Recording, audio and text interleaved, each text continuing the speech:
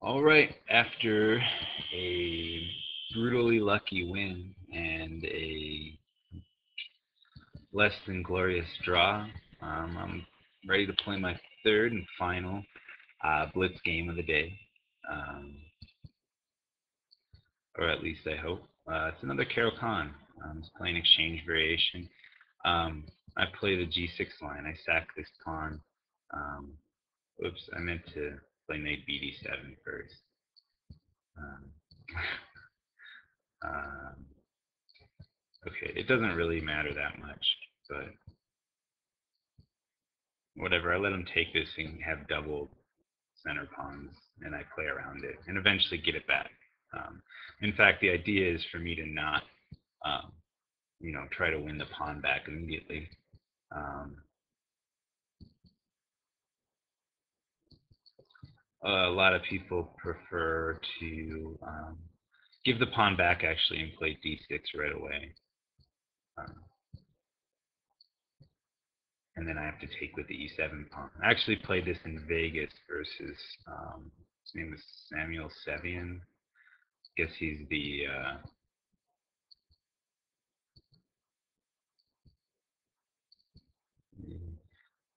play knight there first.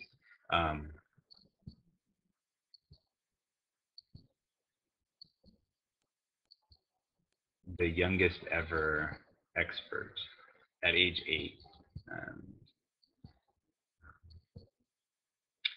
in Vegas, yeah. And we drew. I won the pawn back, and he thought he had made a mistake. He asked me afterwards, what what he did wrong to let me get the pawn back. But typically, if I play it right, I can win the pawn without um, you know any heartache.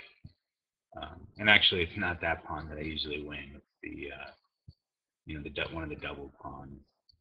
Um, but whatever. So this is like a bonus. Yeah.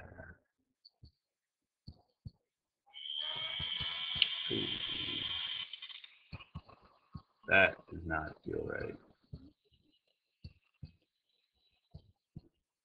Wow, that doesn't feel right. All right, this is why it doesn't feel right. Yep. All right.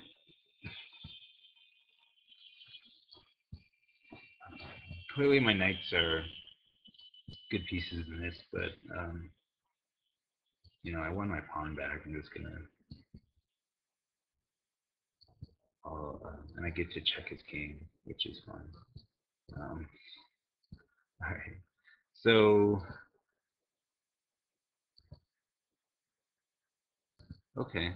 I'll just take this pawn too. I had ideas where I could play like bishop h6, but um, I don't know. Just play g3. I can always double his pawn, but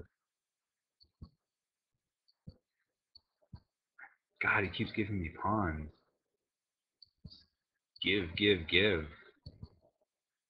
I'll take him, but come on.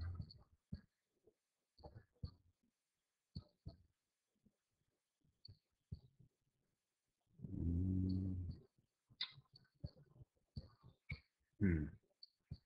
All right, yeah, I'll just play it back here. My other thought was on b6. It also can do some damage, but I think it's best suited on its natural file still. So back to f6 or whatever.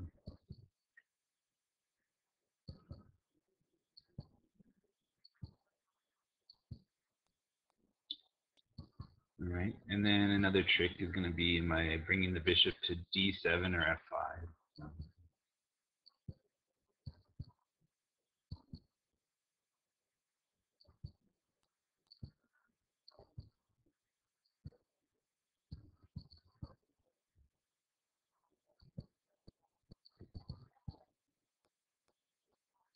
let's bring it to f5. Seems like it controls some important squares. C2 might be handy, but E4 specifically is a center square where there might be some transfer action going on. Um, what are we doing here? What is he doing? He's just marching his team to safety, but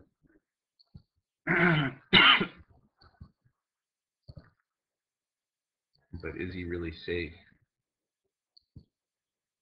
Queen b6 was another alternative. And he resigns. Wow, he made it so easy on me. All right, just a quick thing about the line. To get some educational value from it.